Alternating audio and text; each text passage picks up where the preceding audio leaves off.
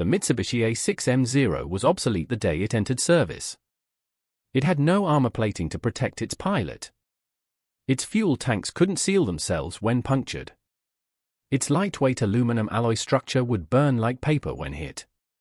Every engineering choice that made it revolutionary guaranteed it would be a death trap. Yet for nearly 2 years, this fragile, supposedly outdated fighter dominated the Pacific sky so completely that American pilots called engaging it committing suicide. Before we go deeper into how this decision changed the Pacific War forever, make sure to subscribe for more history that actually happened. December 7, 1941. Pearl Harbor burns. Through the smoke and chaos, American servicemen glimpse something that shouldn't exist. Japanese fighters slash through Hawaiian skies at speeds intelligence reports said were impossible.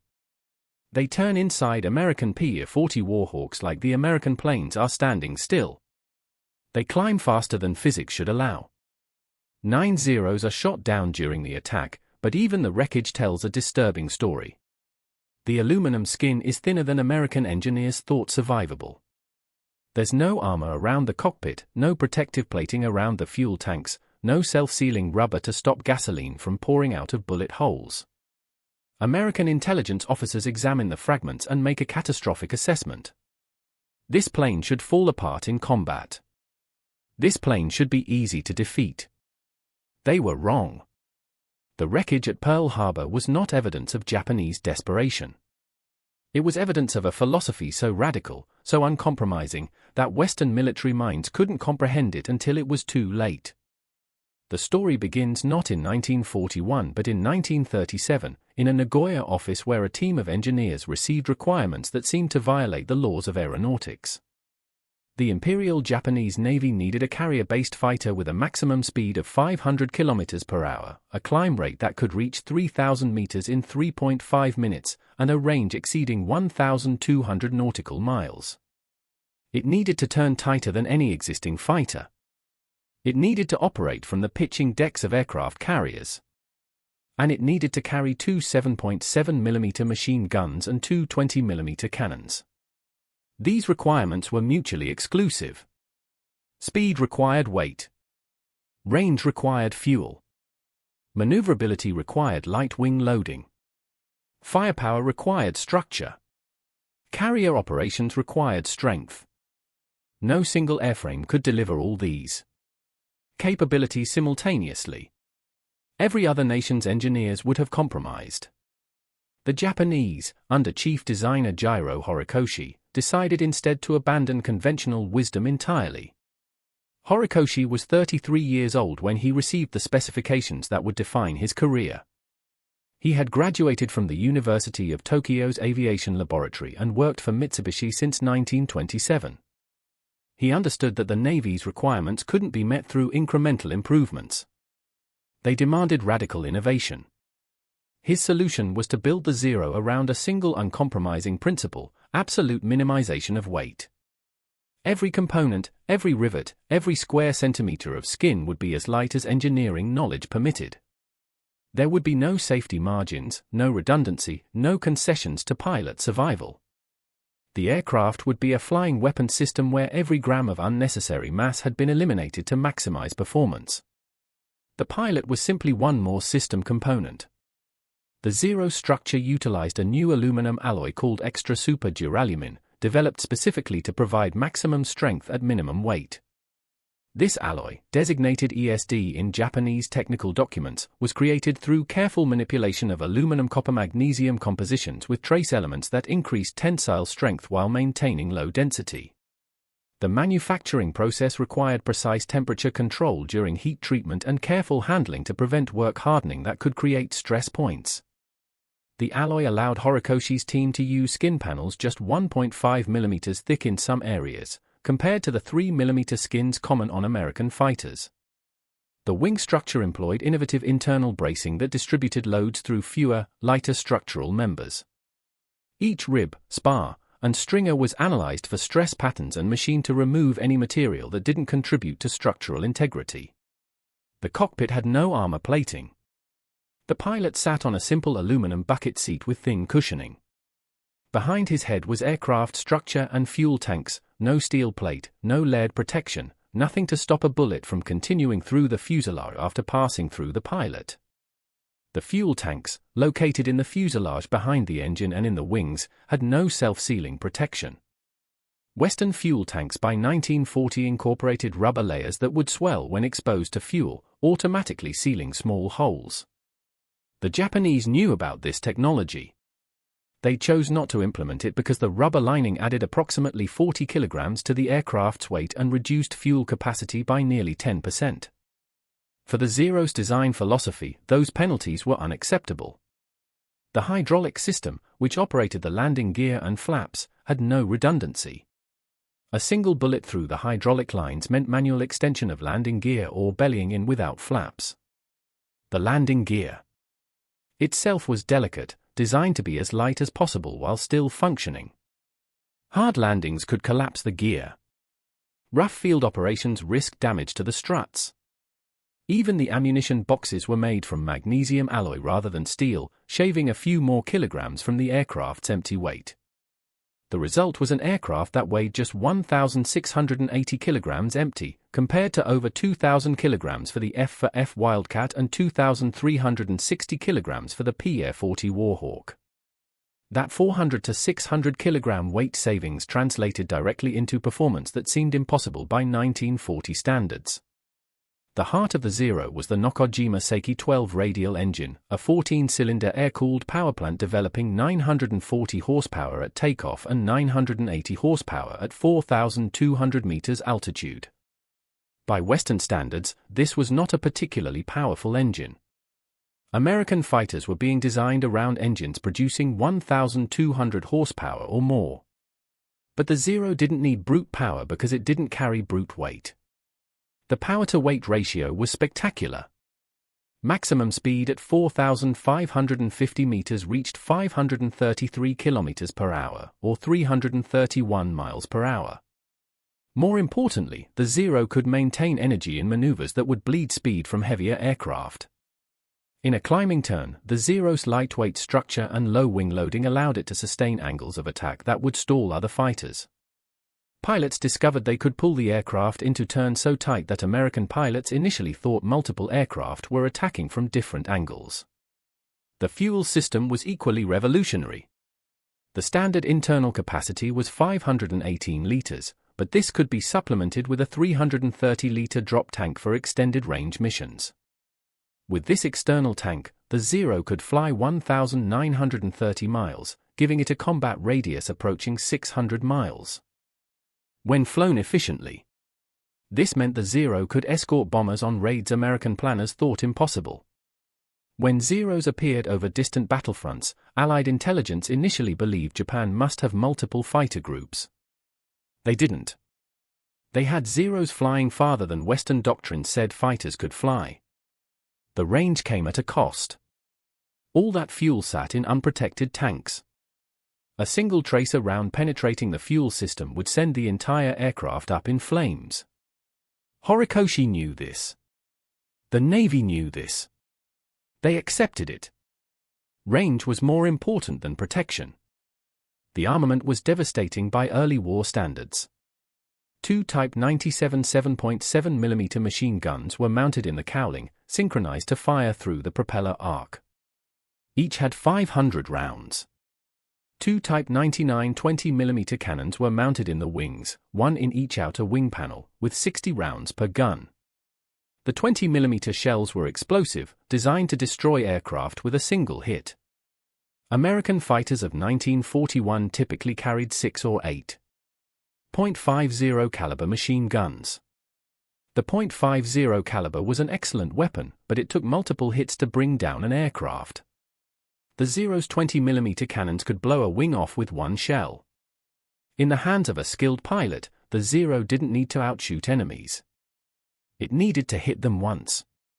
The cockpit layout reflected Japanese pilot training philosophy. The instrument panel was sparse compared to American aircraft. Artificial horizon, airspeed indicator, altimeter, engine instruments, oxygen system. The control stick was conventional. The rudder pedals were adjustable. Visibility was excellent, with a teardrop canopy providing nearly 360-degree views. The canopy could be jettisoned in an emergency, though this was rarely necessary as Zero pilots were trained to stay with damaged aircraft rather than abandon them. The seat had no armor plate behind it. The windscreen had no bulletproof glass. If an enemy got on your tail, your survival depended entirely on your ability to turn inside his gun solution. American pilots would find their armored seats and windscreens could save them from stern attacks. Zero pilots had no such protection. They fought every engagement knowing that getting hit meant dying. Flight testing began in April 1939 at the Mitsubishi airfield in Kagamigahara, Gifu Prefecture. The first prototype, designated A6M1, took to the air on April 1 with company test pilot Katsuzo Shima at the controls. The initial flight lasted just 20 minutes, with Shima conducting basic handling checks, takeoff characteristics, climb performance, straight and level flight, gentle turns, landing approach. Even in this conservative first flight, Shima noted that the aircraft handled beautifully. The controls were light and responsive. The visibility from the cockpit was excellent. The landing characteristics were gentle, with good low-speed handling that made carrier approaches predictable. Navy observers who witnessed the flight were cautiously optimistic but reserved judgment until comprehensive performance testing could be completed. That testing, conducted over the following weeks, immediately revealed an aircraft unlike anything that had flown before. Test pilots reported performance that exceeded the Navy's demanding specifications in almost every category. The Zero was faster than required, achieving 329 miles per hour at altitude when 310 had been specified. It climbed better than specified, reaching 3,000 meters in just over 3 minutes when 3.5 minutes had been the requirement. It turned tighter than anticipated, with a sustained turn rate that allowed 360-degree reversals in timeframes that seemed impossible given the laws of physics. And it flew farther than anyone had thought possible, with internal fuel range exceeding 1,100 nautical miles and extended range with drop tanks approaching 1,600 nautical miles. Navy observers watched the prototype execute maneuvers that seemed to violate aerodynamic principles established by decades of flight experience. In one test that became legendary among Japanese test pilots, Katsuzo Shima entered a loop at just 115 miles per hour, a speed at which most fighters would stall and spin. The Zero's nose came up smoothly. The aircraft tracked over the top of the loop without mushing or falling off. Shima completed the loop and came out flying straight and level, still maintaining control authority. Other test pilots verified this capability. The Zero could perform full aerobatic maneuvers at speeds where conventional fighters had already stalled. In sustained turns, the aircraft could maintain turn rates approaching 5 degrees per second, rates that other fighters could only achieve instantaneously in a hard brake before their energy bled away and they fell out of the sky. The Zero could hold those turn rates through multiple 360-degree rotations, gaining angles on opponents who couldn't match its combination of low wing loading and powerful control surfaces. The controls remained responsive at speeds where contemporary fighters became sluggish or unresponsive. At 120 miles per hour, the Zero's aileron still provided crisp roll response. At 100 miles per hour, the rudder and elevator still had authority. At speeds down to 75 miles per hour, just above stall speed, the pilot could still maneuver the aircraft predictably. This low-speed handling was critical for carrier operations, where approaches had to be flown slowly to allow safe landings on short decks. But it was equally valuable in combat, where the ability to control the aircraft at the edge of the performance envelope gave pilots options that opponents lacked. At low speeds, below 200 miles per hour, the Zero was simply untouchable. No Allied fighter of 1939 could stay with it in a turning fight. The question that wouldn't be answered for another 2 years was whether low-speed superiority would remain relevant when opponents refused to fight at low speeds.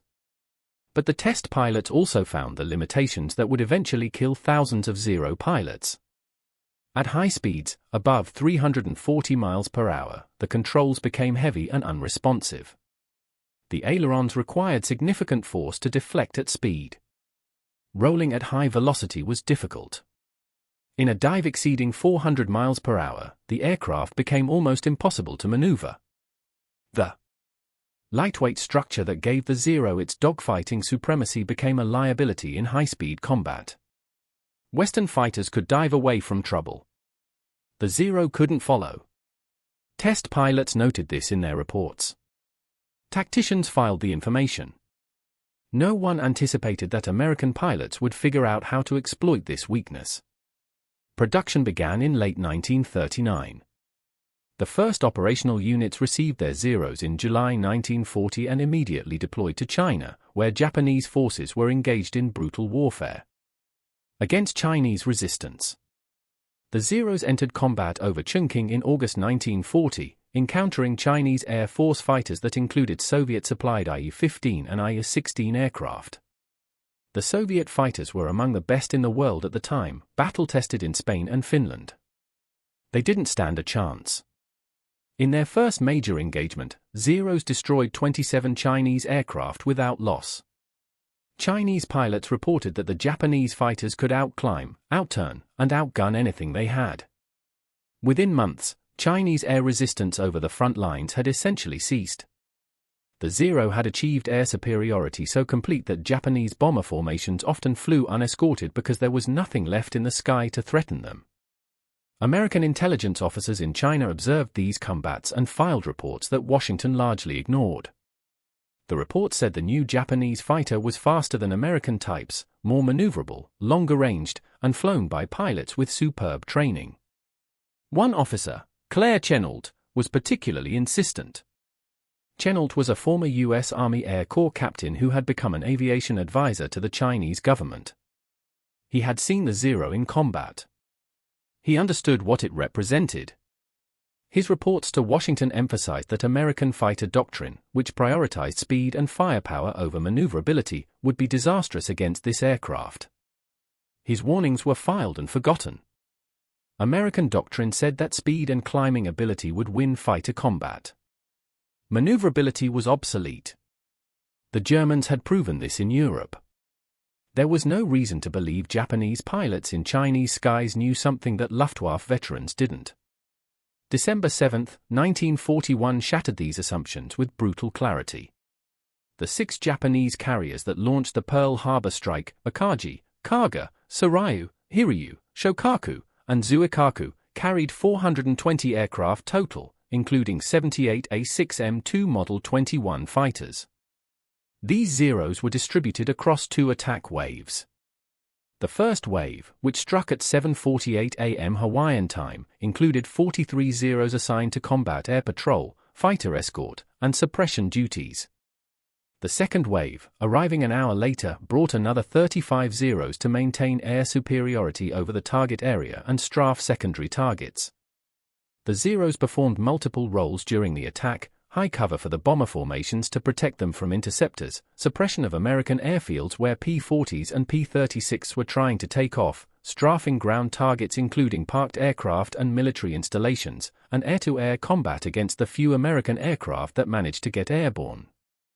9 Zeros were shot down during the 2 attack waves, a loss rate of 11.5% that was remarkably light considering the scale of the operation. Most were brought down by ground fire from anti-aircraft batteries and sailors firing small arms at low-flying aircraft.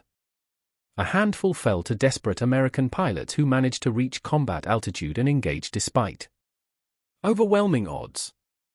Second Lieutenant George Welsh and Second Lieutenant Kenneth Taylor, flying P-40 Warhawks out of Haleywa Field, shot down at least 4 Japanese aircraft between them, including 1 or possibly 2 Zeros. Lieutenant Harry Brown, also flying a P-40, managed to shoot down a Zero before his own aircraft was badly damaged. But these were exceptions. Most American pilots who tried to engage found themselves in fights they couldn't win. The Zeros turned inside them effortlessly. American pilots would pull their aircraft into the tightest turns they could sustain, controls shaking with pre-stall buffet, the aircraft on the edge of losing lift, and the Zeros would still be turning inside them, closing the angle, bringing guns to bear. They climbed away when American pilots tried to dive on them. A P-40 pilot would see a Zero below, dive to build up speed, line up the shot, and the Zero would simply point its nose up and climb away at an angle the heavier American fighter couldn't match. They shot down American aircraft with contemptuous ease, the 20mm cannon shells blowing holes in American fighters that immediately caught fire or broke apart. The Americans who survived reported encounters with a fighter they had no tactics to defeat, an opponent that seemed to violate everything they'd been taught about fighter combat. The Zeros were faster than intelligence had predicted, more maneuverable than seemed aerodynamically possible, and flown by pilots who executed coordinated attacks with precision that indicated extensive training. The tactical reports filed after Pearl Harbor all reached the same conclusion: American fighter doctrine was inadequate against this opponent, and new tactics would need to be developed immediately or losses would be catastrophic. The same story repeated across the Pacific in the following months. On December 8, Zeros attacked American air bases in the Philippines, destroying most of the U.S. Army Air Force's presence on the ground before any coherent defense could form. By December 10, Japanese forces had achieved air superiority throughout their offensive theater. American, British, Australian, and Dutch fighters fought desperately, but the results were one-sided. Brewster Buffaloes, Curtiss PA-40 Warhawks, and Curtiss P-36 Hawks fell in droves. The Buffalo, used by British forces defending Singapore and Malaya, proved particularly vulnerable. Buffalo pilots found they couldn't climb with Zeros, couldn't turn with them, couldn't escape them in dives. The PA-40 Warhawk was more competitive, with better diving speed and heavier construction that could absorb more damage. But PA-40 pilots quickly learned that dogfighting a Zero was fatal. American doctrine had trained them to fight in formations of three, using looping and turning tactics to gain advantage. Against Zeros, these tactics resulted in massacres. One man had different answers. Claire Chennault, now commanding the American volunteer group in China, had spent months developing tactics specifically to counter the Zero. Chennault's pilots flew P-40B and P-40C Warhawks, aircraft that were inferior to the Zero in almost every traditional fighter metric. But Chennault understood that the Zero's dominance depended on pilots accepting turning combat. If American pilots refused to turn, refused to dogfight, refused to fight on Japanese terms, the Zero's advantages became irrelevant.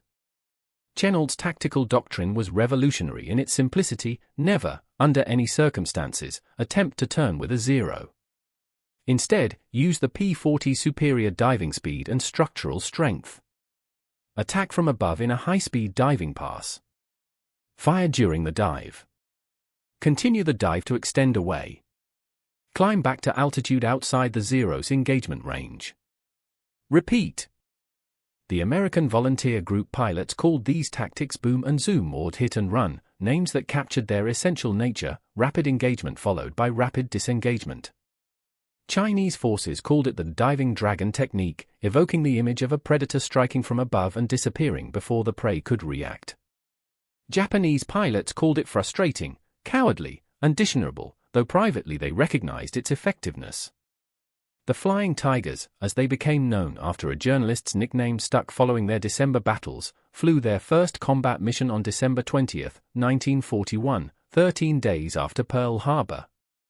A formation of Japanese bombers was approaching Kunming, the capital of Yunnan province, escorted by Zero fighters. Chennault's pilots, organized into two squadrons, executed the attack exactly as trained. One squadron climbed to altitude well before the Japanese formation arrived, positioning themselves at 18,000 feet with the sun behind them. The other squadron remained at medium altitude to prevent Japanese fighters from escaping downward. When the bombers appeared at 12,000 feet with their Zero escort slightly higher at 14,000, the American pilots dove. The first pass scattered the bomber formation and shot down 3 bombers outright. Zero pilots turned to engage, but the P-40s were already diving through them, building speed faster than the Zeros could follow. The Zeros, designed for sustained turning combat, found themselves unable to bring their superior maneuverability to bear. By the time they reversed course and attempted pursuit, the P-40s had extended away and were climbing back to altitude outside the Zero's effective engagement range. The second squadron dove on the now disorganized Japanese formation, shooting down 2 more bombers and damaging several others. The entire engagement lasted less than 10 minutes. Multiple Japanese bombers were destroyed. Several were damaged so badly they crashed trying to return to base. No American aircraft was lost. Using Chennault's tactics consistently over the next 7 months, before the average disbanded in July 1942 when it was absorbed into the regular U.S. Army Air Force, Chennault's pilots destroyed 297 Japanese aircraft according to confirmed records while losing only 14 P-40s in air combat, a kill ratio exceeding 20-1. Some historians dispute these numbers, suggesting that Japanese records show fewer losses and that average pilots may have overclaimed victories in the confusion of combat. Even accepting more conservative figures that reduce the AVG's kill total to around 200 and acknowledge that some P-40s were destroyed on the ground, the kill ratio was still among the best of any American fighter unit in 1942, and dramatically better than Navy and Marine squadrons achieving in the same period. The success proved that the Zero could be defeated, but only if American pilots fought in ways that contradicted everything they'd been taught at flight school. They had to refuse dogfighting. They had to ignore the enemy fighter that was right there, vulnerable, tempting. They had to resist every instinct that said, turn and engage. They had to fight like snipers, not knights. Many pilots elsewhere in the Pacific never learned Chennault's lessons, or learned them too late. They died in turning fights they should never have entered, trying to dogfight Zeros because that's what fighter pilots did. Squadron after squadron reported the same dismal pattern: engage Zeros, attempt to turn with them, get outmaneuvered, get shot down. The pilots weren't incompetent. They were brave, skilled, and determined. But they were fighting the wrong fight. The Zero forced a fundamental rethinking of fighter combat that challenged decades of established doctrine. The U.S. Navy faced the Zero with different aircraft and different circumstances. Navy fighters operated from carriers, which meant they needed different performance characteristics than land-based Army fighters. The Navy's frontline fighter in December 1941 was the Grumman F-4F Wildcat, a stubby, barrel-shaped aircraft that looked obsolete next to the sleek Zero. The Wildcat was slower than the Zero, climbed worse, and turned like a truck compared to the Zero's ballet-like grace. But the Wildcat had advantages its pilots would learn to exploit. It was tough. It had armor plating protecting the pilot. It had self-sealing fuel tanks. It could absorb punishment that would destroy a Zero. And it could dive. The Wildcat's maximum diving speed exceeded 430 miles per hour, faster than the Zero could safely follow. The question was whether American pilots could develop tactics that turned these attributes into victories before the Zero killed them all. Lieutenant Commander John Jimmy Thatch was one of the Navy's best fighter tacticians, commanding VF-3 Squadron. Like Chennault, Thatch studied intelligence reports on the Zero and recognized that conventional fighter tactics would fail. He began experimenting with a new formation and maneuver that would come to be called the Thatch Weave. The concept was simple but required perfect coordination. Instead of flying in the traditional three-plane formation, Wildcats would fly in pairs, with the pairs separated by enough distance to cover each other. When a Zero attacked one Wildcat, that pilot would turn toward his wingman. The wingman would turn toward his partner. As the two Wildcats crossed paths in a weaving pattern, the Zero following the first Wildcat would find itself flying into the guns of the second Wildcat. If the Zero tried to switch targets, the same pattern would repeat.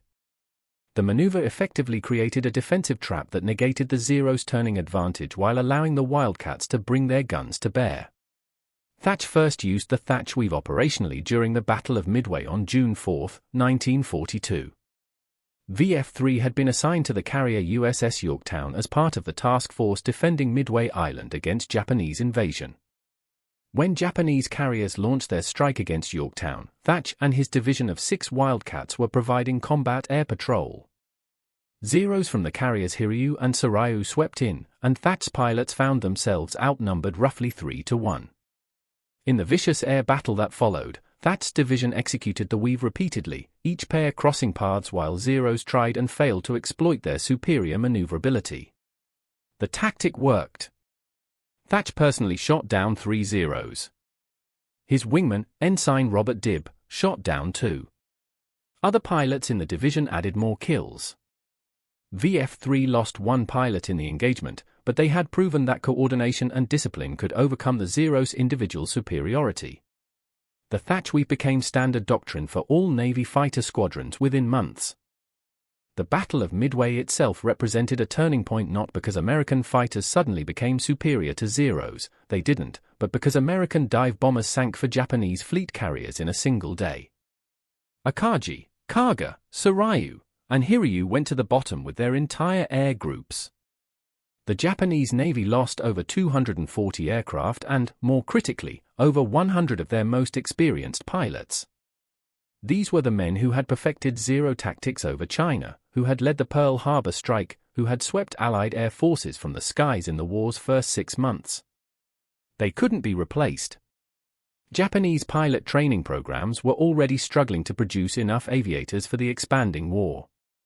Now they had to replace elite veterans with partially trained novices. The Zero's advantage had always depended on skilled pilots exploiting its performance envelope. As pilot quality declined, the Zero's weaknesses became more apparent.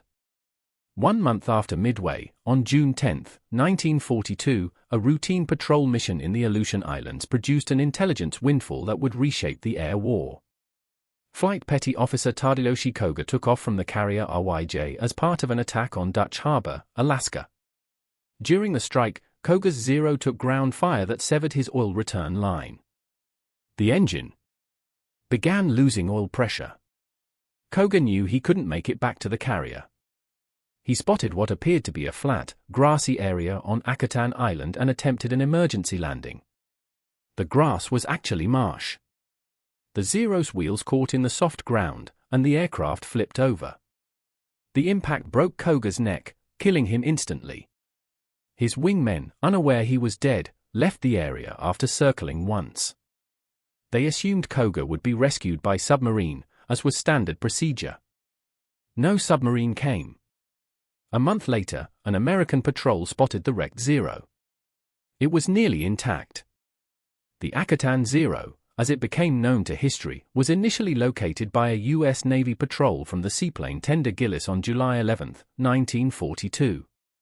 The patrol found the aircraft upside down in a marsh, remarkably intact despite the crash. Koga's body was still in the cockpit. The Americans recovered his remains for burial and carefully examined the aircraft.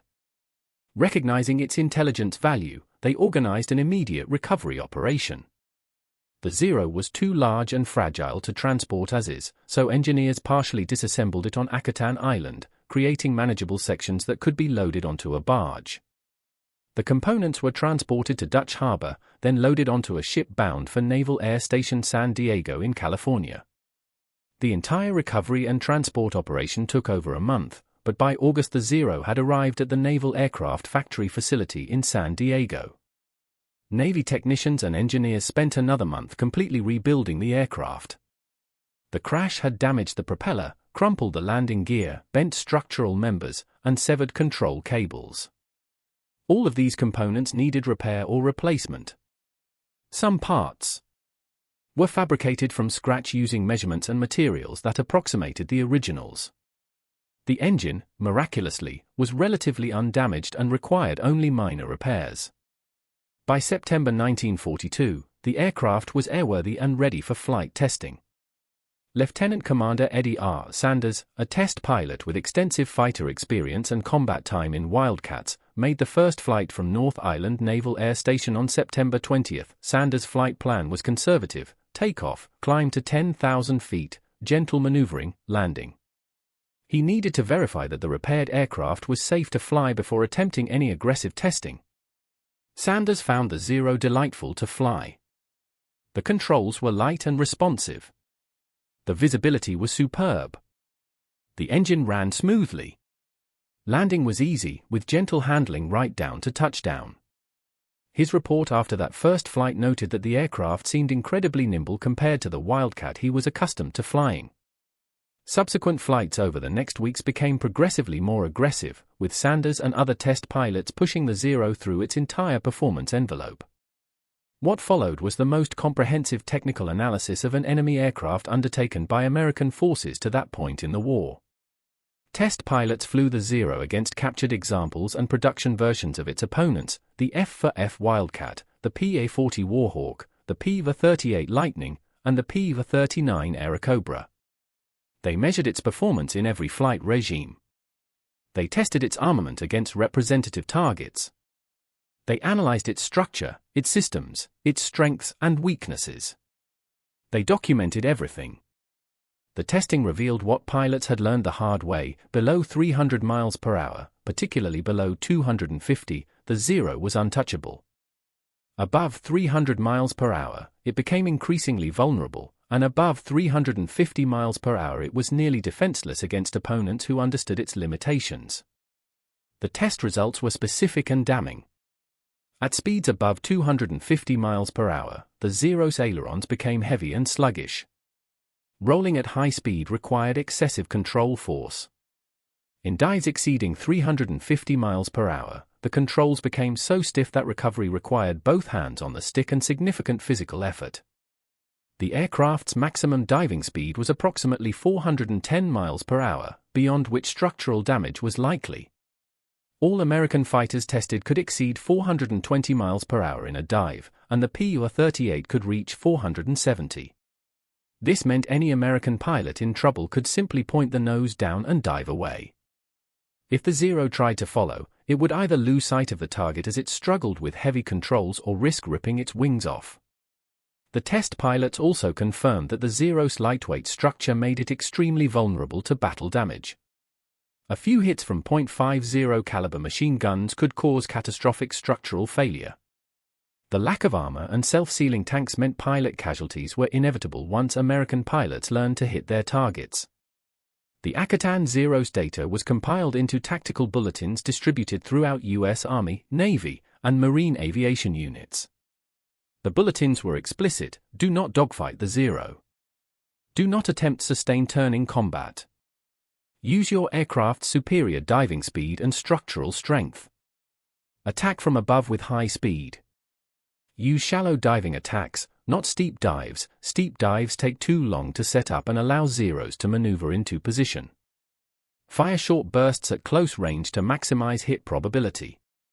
Extend away in a dive after each attack. Climb back to altitude and repeat. If a Zero gets on your tail at low speed, don't try to turn away, roll and dive to accelerate, then extend. The Zero cannot follow in a high-speed dive. These tactics, combined with the thatch weave for defensive situations, became the foundation of American fighter doctrine in the Pacific. They worked because they turned the Zero's greatest strengths, low-speed maneuverability and tight turning radius, into irrelevant capabilities by refusing to fight in the Zero's performance envelope. While American pilots learned to counter the Zero through tactical innovation, American industry was producing the fighters that would make those tactics even more effective while adding raw performance superiority. The Zero's dominance in early 1942 shocked American aircraft manufacturers and military planners into accelerating development of next-generation fighters specifically designed to defeat Japanese aircraft. Multiple programs were already underway when Pearl Harbor occurred, but the urgency changed dramatically once the Zero's capabilities became clear. The most important of these programs was the Grumman F-6F Hellcat, which first flew in June 1942 and entered service in January 1943. The Hellcat was designed around lessons learned from Zero combat, incorporating data from pilot debriefs, intelligence reports, and eventually the Akatan Zero testing. Grumman engineers working under Chief Designer Leroy Grumman and project engineer Bill Schwendler had to balance competing demands. The Navy wanted a fighter that could defeat the Zero, but it also had to operate from carrier decks, maintain reasonable range, carry substantial armament, and be manufacturable in large quantities by factories with limited tooling. The solution was an aircraft that didn't try to beat the Zero at its own game but instead made the Zero's advantages irrelevant. The Hellcat was fast, with a maximum speed of 380 miles per hour at 17,300 feet altitude, about 30 miles per hour faster than the Zero at the same altitude. More importantly, it could sustain high speeds in level flight longer than the Zero because its more powerful engine didn't have to work as hard. It could dive at over 450 miles per hour, speeds where the Zero's controls became dangerously stiff. It accelerated better in dives due to its heavier weight converting to energy. The armament was heavy, 6.50 caliber M2 Browning machine guns, 3 mounted in each wing panel, with 400 rounds per gun. Total ammunition capacity was 2,400 rounds, enough for approximately 30 seconds of sustained fire. The .50 caliber round, firing at 750 to 850 rounds per minute per gun, could penetrate the Zero's thin skin effortlessly and destroy internal structure with multiple hits. Later Hellcat variants substituted two 20mm cannons for the inboard machine guns in each wing, giving the aircraft both heavy cannon firepower and the sustained fire capability of the remaining four machine guns. The Hellcat had armor plating protecting the pilot, a steel plate behind the seat, armored glass in the windscreen, and protective plating around the cockpit sides. It had self-sealing fuel tanks using rubber linings that would swell when exposed to fuel, automatically sealing holes up to .50 caliber size. It had a powerful Pratt & Whitney R2800 double Wasp engine producing 2,000 horsepower at takeoff and 1,975 horsepower at altitude, more than twice the Zero's 950 horsepower. The R2800 was an 18-cylinder two-row radial that weighed 2,300 pounds but produced power density that gave the Hellcat performance the Zero couldn't match despite the substantial weight penalty. The Hellcat was heavier, 9,238 pounds empty compared to the Zero's 3,704 pounds, stronger, more durable, and far more survivable than any fighter the Japanese had. It could absorb damage that would destroy a Zero and return to the carrier for repair. Hellcats routinely returned from missions with holes in the fuselage, damaged control surfaces, destroyed instruments, and wounded pilots, yet they remained flyable. The Zero couldn't take such punishment. 1 or 2.50 caliber hits in the right location could bring down a Zero. The Hellcat required concentrated fire or lucky hits in critical systems. This survivability translated directly into pilot confidence and combat effectiveness. The Hellcat couldn't turn with a Zero, and Grumman didn't try to make it turn with a Zero. The Hellcat was designed to do everything else better. It climbed faster than the Zero above 10,000 feet. It dove faster. It rolled faster at combat speeds.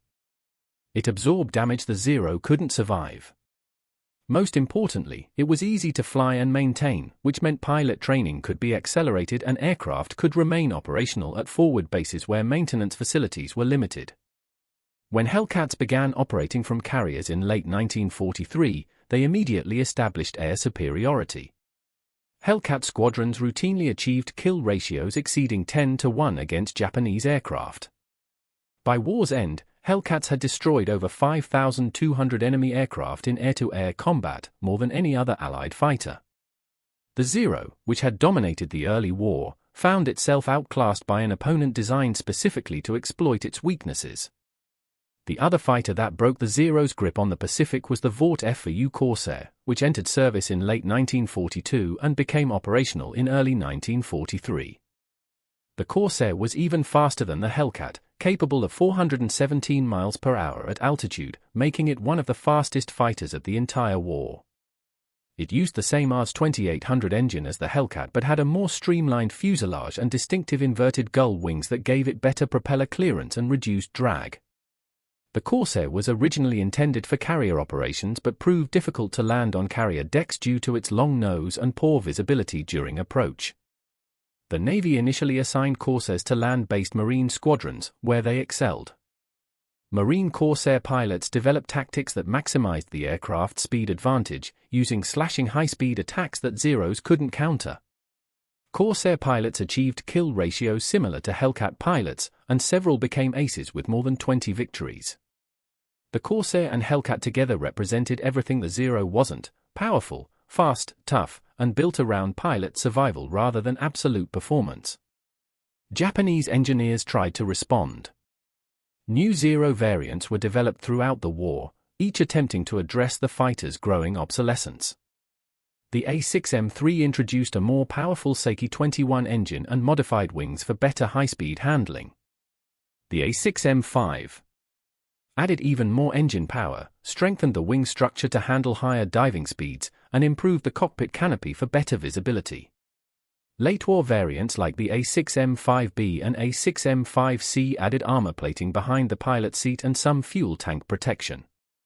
The A6M7 was optimized for ground attack with underwing racks for bombs and rockets. But all these improvements came with weight penalties that eroded the Zero's original advantages. The A6M5 was heavier and slower than the A6M2. It turned less tightly. Its range was reduced.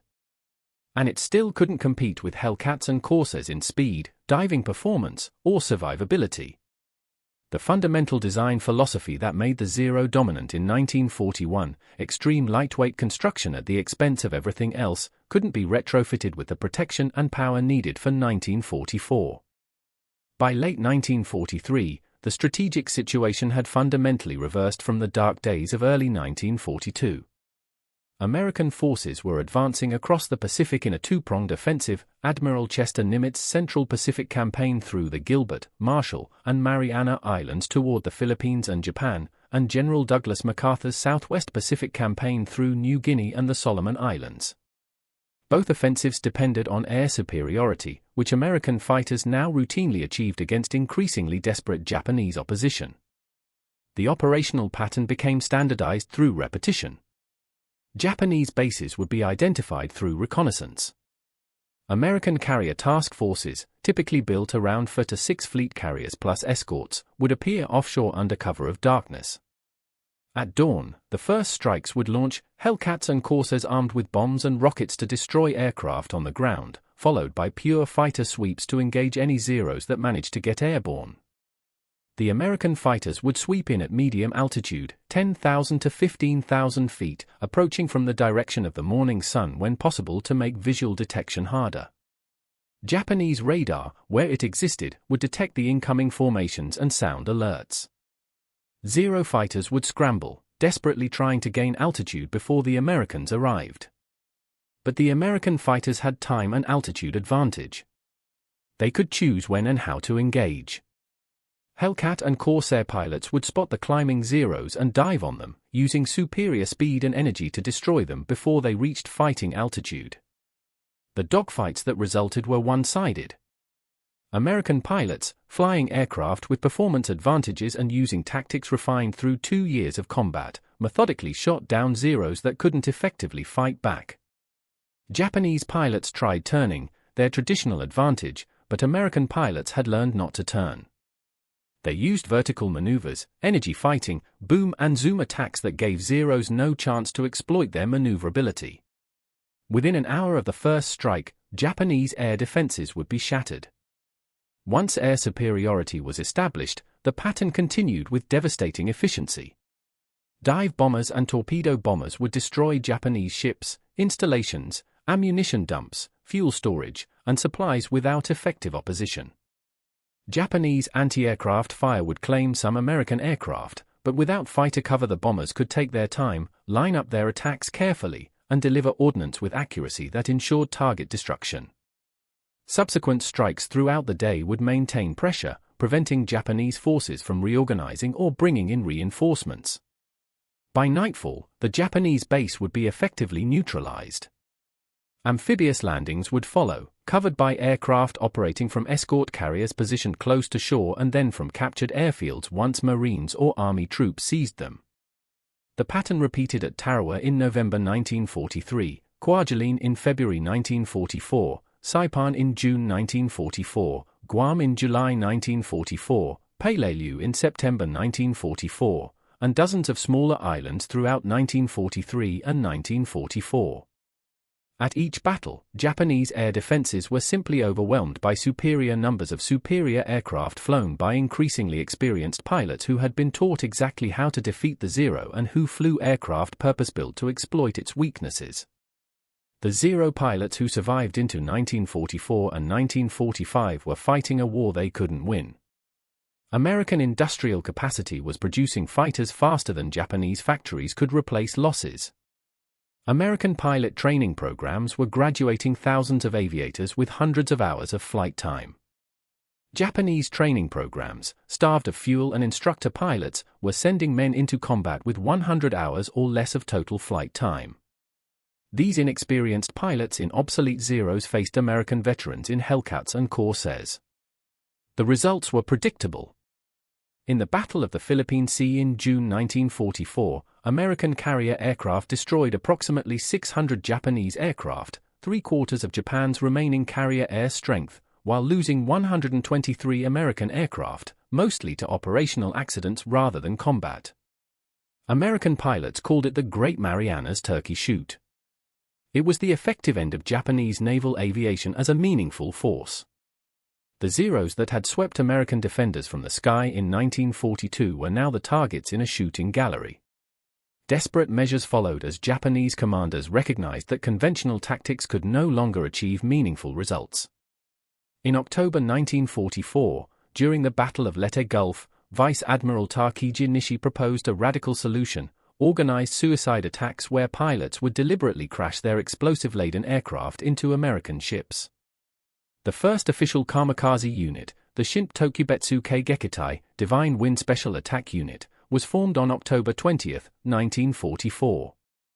The strategy was born of desperation and cold calculation.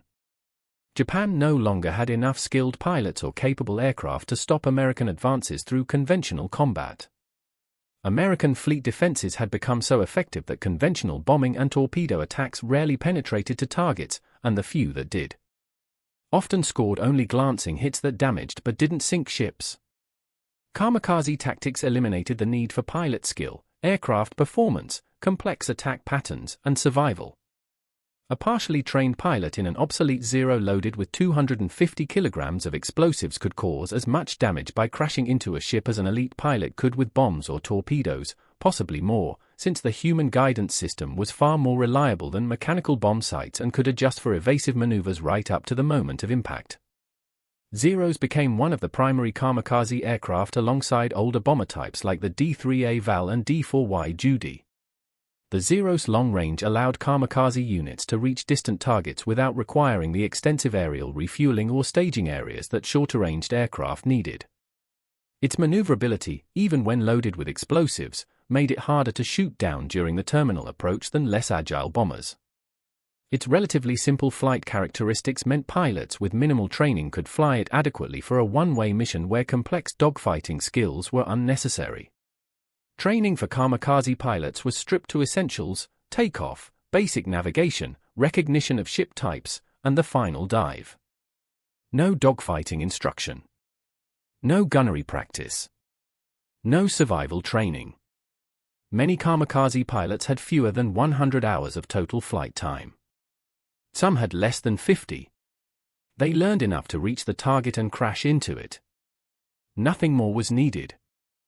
Thousands of young pilots flew Zeros on these one-way missions throughout late 1944 and early 1945, crashing into American ships with explosives strapped to their aircraft or loaded in external drop tank positions. The psychological impact on American sailors was severe. The knowledge that the enemy was willing to die guaranteed to hit their ships created stress that conventional attacks didn't. The physical impact was substantial. Kamikaze attacks sank 47 Allied ships and damaged 368 others, killing over 4,900 Allied sailors and wounding more than 4,800. American carriers, destroyers, destroyer escorts, and transports all fell victim to these attacks.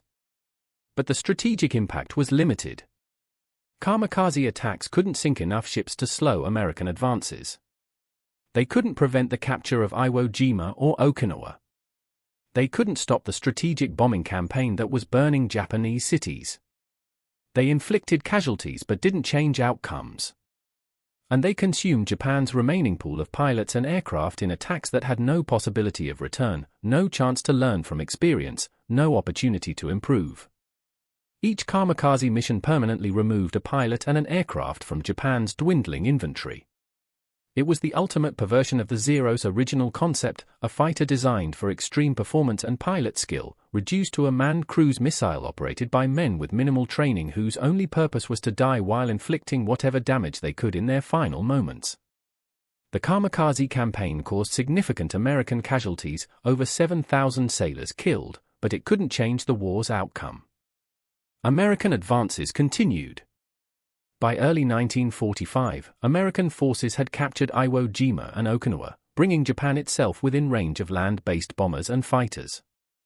The strategic bombing campaign against Japanese cities intensified. The blockade strangled Japanese industry. Fuel shortages meant even the few remaining Zeros couldn't fly regular patrols. When American fighters encountered Japanese aircraft in the war's final months, the combats were one-sided massacres. Many Japanese pilots had never fired their guns at an aerial target before their final mission. They didn't know how to aim, how to lead a target, how to manage their energy in combat. They died quickly. The Zeros they flew were often poorly maintained, their engines worn out, their instruments malfunctioning, their armament barely functional.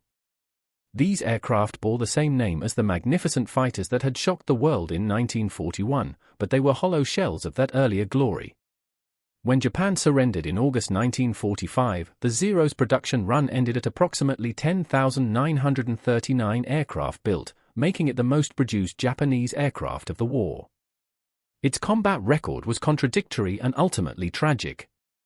In the opening year of the Pacific War, the Zero achieved kill ratios that reached 12-1 in some campaigns. It dominated every opponent it faced.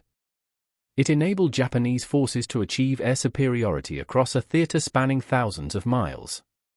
But after Midway, after the Akatan Zero secrets were revealed, after Hellcats and Corsairs entered service, the Zero's record collapsed. By 1944, American fighters were achieving kill ratios of 10-1 or better against Zeros. The aircraft that had seemed invincible became one of the easiest Allied kills. Thousands of Japanese pilots died in aircraft that couldn't protect them and couldn't compete with their opponents. The Zero's lightweight construction, which had given it revolutionary performance in 1940, became a death sentence in 1944. The irony of the Zero story is that it was never supposed to fight a long war. Japanese strategic planning assumed a short, decisive conflict in which rapid victories would force Western powers to negotiate a settlement favorable to Japan. In this scenario, the Zero's advantages, range, maneuverability, speed sufficient to defeat 1940-era fighters, would be decisive. Its weaknesses, vulnerability to damage, inability to evolve, dependence on skilled pilots, wouldn't matter because the war would be over before they became critical. But the war didn't end in 1942. It continued for 3 more years of brutal attrition that consumed Japan's pilot corps and made the Zero's weaknesses fatal. Every design choice that made the Zero dominant in 1941, no armor, no self-sealing tanks, lightweight structure, limited power, prevented it from remaining competitive after 1943. The aircraft was a magnificent achievement that became obsolete not because its design was flawed but because the strategic assumptions underlying that design were wrong. Jiro Horikoshi continued to work for Mitsubishi throughout the war, developing improved variants of the Zero and new designs that never reached production in meaningful numbers. After the war, he remained with Mitsubishi and contributed to Japan's post-war aviation industry, including work on the YS-11 turboprop airliner. He received numerous awards for his engineering achievements but always acknowledged the cost of his creation. Thousands of young pilots had died in aircraft he designed. The ethical burden of creating a weapon that killed both enemies and its own operators weighed on him. In interviews later in life, Horikoshi expressed hope that his work could contribute to peaceful aviation rather than military destruction. He died in 1982 at age 78, having witnessed both the triumphs and tragedies his design produced. American pilots who fought against the Zero universally respected it, even as they learned to defeat it. They recognized that the Zero's dominance in early 1942 had forced American aviation to evolve in ways that might not have occurred otherwise. Chennault's tactics, developed through desperate necessity in China, became doctrine throughout the Pacific. The thatch weave, invented by one squadron commander trying to keep his pilots alive, became standard for all Navy fighter units. The development of the Hellcat and Corsair was accelerated and refined specifically to counter the Zero's capabilities. All these developments were direct responses to the threat the Zero represented. Without the Zero's early dominance, American fighters might have continued developing along pre-war paths that emphasized pure speed and firepower over tactics and survivability. American fighters became faster, more powerful, better protected, and more survivable because the Zero had proven that speed, power, protection, and survivability mattered. The Zero's existence pushed American aviation toward designs that could absorb damage, dive at high speeds, and protect their pilots. In a sense, the Zero's greatest contribution to aviation history was not the battles it won in 1941 and 1942 but the evolutionary pressure it created that led to the superb American fighters of 1943 through 1945. The Zero also demonstrated the limitations of a design philosophy that prioritized single-mission performance over adaptability. The aircraft was optimized so completely for carrier-based fighter operations under specific circumstances, long-range interception, dogfighting against maneuvering opponents, operation from carriers against limited opposition, that it couldn't adapt when circumstances changed. When battles occurred at high speeds and high altitudes, the Zero was outclassed. When opponents refused to dogfight and used diving attacks instead, the Zero couldn't counter. When American fighters became faster and more powerful, the Zero couldn't keep pace. The fundamental design couldn't be improved enough to remain competitive because every improvement added weight, and the Zero's entire concept depended on minimal weight. Modern fighter aircraft are designed with growth potential, with structure and systems that can accommodate more powerful engines, heavier weapons, and additional equipment. The Zero had no such margins. It was perfect for 1940 and obsolete by 1943. The human cost of the Zero story extends beyond the Japanese pilots who died flying it. American, British, Australian, Dutch, Chinese, and other Allied pilots died to the Zero's guns in the war's first years, often in combats where they had no effective tactics and no hope of victory. Thousands of sailors and soldiers died to Zero attacks during Japanese offensives across the Pacific. The aircraft was a weapon system that killed efficiently and without mercy, as all weapon systems do. But the Zero's particular characteristics, its ability to escort bombers on long-range raids, to achieve air superiority over vast areas, to destroy opponents with minimal warning, made it especially deadly in the opening campaigns. The battles of late 1941 and early 1942 might have gone very differently if Japanese forces had been equipped with less capable fighters. The Zero's dominance extended the Japanese defensive perimeter farther and faster than would otherwise have been possible, which meant the subsequent Allied counteroffensives had to fight across more ocean, more islands, more distance. The war in the Pacific lasted from December 1941 to August 1945, and the Zero flew combat missions on every day of those 45 months somewhere in the theater. Surviving Zeros are rare today. Most were destroyed in combat or scrapped after the war. Fewer than 20 complete airframes exist in museums worldwide, and only a handful remain airworthy. These survivors are fragile artifacts, their delicate structures requiring constant maintenance. The aluminum skin is thin enough to dent under hand pressure. The control surfaces are fabric-covered and deteriorate over time. The engines, if original, are irreplaceable. No new Seiki engines have been manufactured since 1945. Modern restoration efforts sometimes use different engines or extensive reconstruction, meaning the aircraft flying in air shows today are more like replicas than authentic wartime Zeros. Still, seeing a Zero fly provides some sense of what American pilots faced in 1942. The aircraft moves with grace that belies its mechanical nature. It floats through maneuvers that would stall other fighters. It seems impossibly light, as if freed from gravity's normal constraints. And then you notice how thin the skin is, how exposed the cockpit, how vulnerable every component. The beauty and the fragility are inseparable. The legacy of the Zero in aviation history is complex and sometimes contradictory. It was simultaneously one of the best and one of the worst fighters of World War II. Its early dominance changed the course of the Pacific War. Its later obsolescence became a symbol of Japan's inability to match American industrial and technological development. It showcased brilliant engineering that achieved unprecedented performance through radical weight reduction. It demonstrated the fatal consequences of designing military equipment around assumptions about how wars would be fought rather than how they might evolve. Modern military planners study the Zero as an example of both excellence and failure, excellence in achieving design goals, failure in anticipating how combat requirements would change. The aircraft serves as a reminder that technological superiority is temporary and that adaptability matters more than perfection for any specific circumstance. The Zero's influence on fighter design continued after World War II. Post-war fighters retained the lesson that high speed, good diving characteristics, and pilot protection were essential. But they also incorporated some of what the Zero got right: the importance of low-speed handling for carrier operations, the value of lightweight structures when combined with adequate strength, the effectiveness of heavy cannon armament.